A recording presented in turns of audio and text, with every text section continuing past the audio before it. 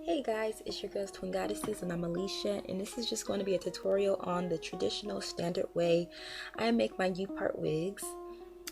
As you guys can see here, but pretty much what I'm using is just a weaving cap with adjustable straps. I find that these are just much more lighter in weight. I do have a curved needle and also black thread. This beginning part, as you see, I did start sewing underneath the cap just in case I wanted to wear the hair up. It can be worn up and you won't see the back of the cap. I'm sorry I didn't get that on film. I thought I was filming, but apparently I wasn't. But the way that I do my U-part wigs, I do the standard fold over method where I just start sewing and folding it over, which is pretty simple. I'm pretty sure you guys seen it a lot of times before. But just in case you want to know how I do it, because I do get a lot of questions about U-part wigs and if I can make them for people, which I probably won't, but this is just the easiest standard way to do it. The only thing that I do different from most people is with each thread I do knot it, and it just secures better, just so that my unit is more constructed and more sturdy, pretty much. So the thread, in case something happens, the thread comes loose, the wig will still be intact. So I do knot after each loop, as you guys can see here.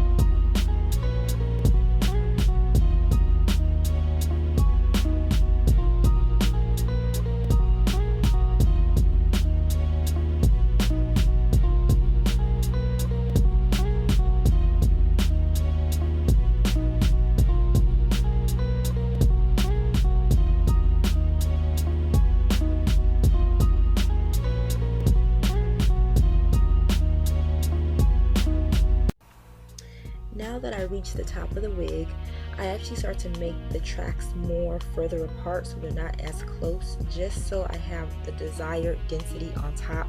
I don't like it very volumized on top because it just ends up looking very bulky, especially when I pull out my hair, because my hair is kind of fine. So as you guys can see, if you guys can see through those tracks, I do have it about 1 inch away from the track behind it. And I'm just going to keep going round and round and round, doing the fold over method like you guys are seeing here.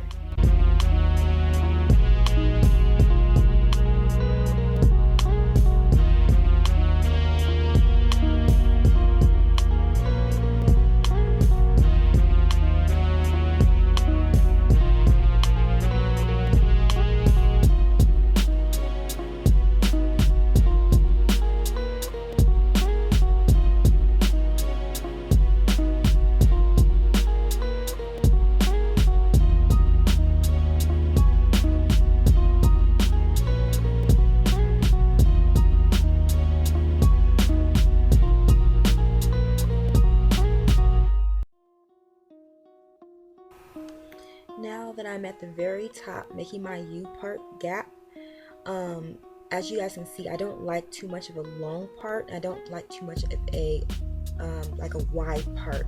So this is just my preference. However, if you want your part to be longer or wider, you would just adjust it the way you would like it to be. Also, I do sew the hair on the band. Most people cut off the band. I find that the band makes the wig, for me, more sturdier on the hairline, so it doesn't like start to lift up or become very loose. But again, I'm just making my U-part gap, and after this I will be done.